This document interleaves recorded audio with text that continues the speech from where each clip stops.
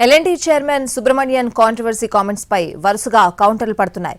అంత పెద్ద పొజిషన్లో ఉండి స్త్రీల పట్ల ఇలాంటి స్టేట్మెంట్లు పాస్ చేయడం విచారకరమని మాజీ బ్యాడ్మింటన్ ప్లేయర్ గుత్తాజ్వాలా అన్నారు.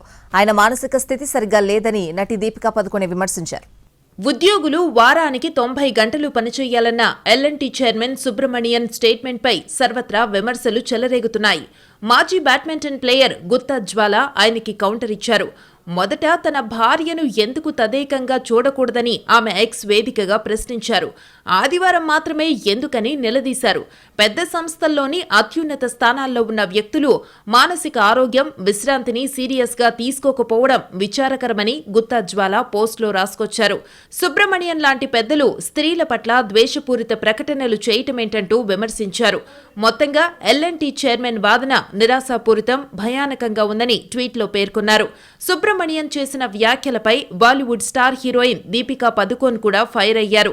ఆయన స్టేట్మెంట్ తనకు షాకింగ్ గా అనిపించింది అన్నారామె. ప్రపంచంలోనే పెద్ద కంపెనీకి చైర్మన్ గా ఉంటూ ఉన్నత స్థితిలో ఉన్నవారు ఇలా మాట్లాడడం సరికాదన్నారు. అలా మాట్లాడారంటే వారి మానసిక స్థితి ఏంటో తెలుస్తోందని దీపిక కౌంటర్ వేశారు.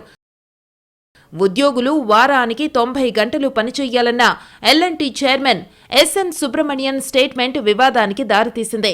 ఇప్పుడు పోటీగా ఉండటానికి ఉద్యోగులు ఆదివారంతో సహా వారానికి 90 గంటలు పనిచేయాలని వీడియో సందేశంలో అన్నారు.